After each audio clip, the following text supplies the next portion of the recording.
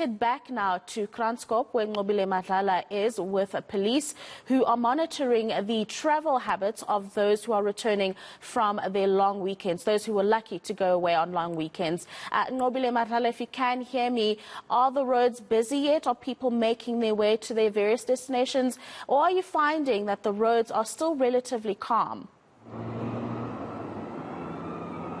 Well, at this point, Rafiwa, we had this long traffic that was here. The police have been managing it very well. And in fact, we are at that toll plaza. So now you would imagine the amount of people that come this side, especially when you are using the N1 coming from a lot of areas in Limpopo. So a lot of people have had the chance to travel. But let's get some details from Simon Kekana, who's going to give us an update in terms of how many cars are passing this plaza per hour. Well, since this morning, we saw a pickup around 8 o'clock in the morning with a record of about 1,300. But there was an increase at around 10 o'clock, which we recorded about 1,600. Well, in our case, it's still normal with the assistance from the toll plaza when they alleviate congestion by opening from time to time, in comparison with the normal same time previous years. And I mean, when you say this is normal for you, how many cars pass this plaza on a general basis? Well, normally, if it is congested, we will be able to record close to 2,400.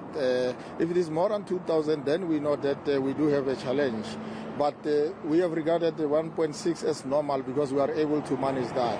And sometimes this is created by those irresponsible road users who want to create other lanes going to the same direction of the south or north, and which is creating a problem in most cases. And now that you say you're talking about the fact that there are a lot of people that are driving through, I mean 1,600 is quite a lot of cars. Are we seeing that also? Are they behaving on the road? Well, we must applaud them, and this reminds me during the Easter. The same behavior is what we are experiencing, but I think our visible policing in the province is actually assisting us so that from time to time they are able to see traffic officers along a particular stretch of the road. And in terms of any crashes, have we seen any crashes?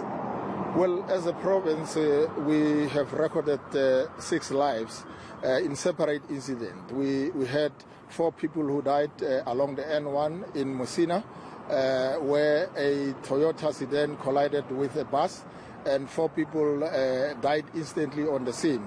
And the other incident, it was the same province in Limpopo, in Mopani district, where a VW collided with a buggy, and 2 people passed on, but 5 escaped injuries in those incidents, and they were immediately rushed into the hospital. Even the MEC, Lerole Makanya, the MEC for Department of Transport and Community Safety Limpopo, sent her deepest condolences to the families that were affected with those separate incidents. Quite sad indeed. What would you say to the people that are driving now? I mean, we can see a lot of numbers going towards Gauteng. Yeah. We would urge, like MEC has indicated, we will urge most of our motorists to adhere to the prescribed speed limit at all times. Just observe your following distance. And please, when overtaking, make it a point that it is safe to do so.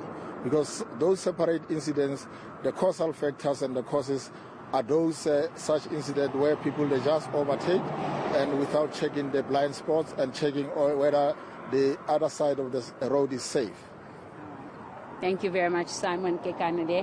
I just want to show you some more, Rafiwa. You will see that some of the people are still driving here. So that's the numbers that he's speaking about 1,600, he says.